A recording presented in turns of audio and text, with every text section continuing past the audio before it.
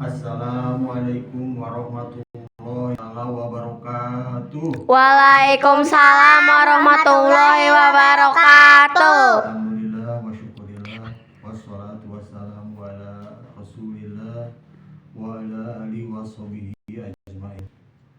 Alhamdulillah, di pertemuan mingguan ini kita bisa berkumpul kembali di hari yang bahagia ini. Kepada ibu-ibu dan bapak-bapak, terima kasih bisa rutinan tiap minggu ya di pengajian ini. Sekarang untuk minggu sekarang kita akan membahas tentang sholat. Sholat itu dasarnya itu dari rukun Islam. Rukun Islam yang pertama itu syahadat, yang kedua sholat. Nah, sholat itu syarat seorang masuk Islam ya. Jadi syarat seorang masuk Islam itu yang pertama itu syahadat dengan menyebut asyhadu an la ilaha illallah wa asyhadu anna muhammadar rasulullah. Yang kedua itu adalah sholat. Jadi sholat adalah salah satu kewajiban kita sebagai rukun, sebagai muslim ataupun sebagai umat Islam, karena merupakan rukun Islam yang kedua. Selanjutnya bab tentang sholat itu adalah sholat sebagai tiang agama ya. As-sholatu imaduddin, di dalam hadis juga disebutkan bahwa sholat itu tiangnya agama. Kenapa dikatakan tiang agama? Karena kalau kita tidak sholat, maka hancurlah ataupun rusaklah iman kita. Karena ibaratnya sebuah fondasinya itu rusak, otomatis bangunan itu akan cepat rubuh ya, akan cepat rusak.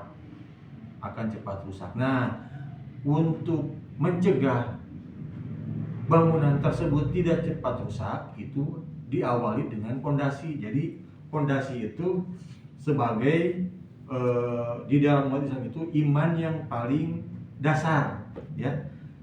Nah, itu di dalam sholat. Kemudian di dalam sholat itu ada bab tentang sholat itu mengungkapkan tentang inna dina indallahil Islam. Agama yang di sisi Allah itu agama Islam. Nah, ya selanjutnya bab tentang sholat itu, kenapa sholat sangat penting bagi kita? Karena inna sholata tanha anil fahsya'i wal munkar. Selanjutnya ya, jadi sholat itu mencegah perbuatan keji dan mungkar. Jadi kalau kita sering menjalankan sholat tepat waktu, sholat mulai dari zuhur, asar, maghrib, isya, subuh itu selalu tepat, itu akan mencegah kita melakukan perbuatan keji dan mungkar ya. Karena sholat itu yang pertama itu tiangnya agama, yang kedua itu sholat itu mencegah perbuatan keji dan mungkar ya. Jadi perbuatan keji dan mungkar itu dasarnya itu ada di dalam Islam itu. Karena apa? Karena kalau kita sering mengingat Allah di dalam sholat kita itu, otomatis kita akan ingat bahwa hidup kita itu akhirnya, ujungnya setelah meninggal itu akan dipertanggungjawabkan. Nah, kalau kita misalkan sering melakukan ataupun sering perintah agama kita laksanakan ya, inna sholata tanha anil fahsya'i wal munkar tadi, jadi akan mencegah perbuatan keji dan mungkar ya. Mudah-mudahan pertemuan yang singkat ini ada manfaatnya, dan mudah-mudahan apa yang kita minta, apa yang kita inginkan, apa yang kita cita-citakan cepat terkabul. Amin ya Allah ya Rabbal alamin. Billahi taufiq wal hidayah.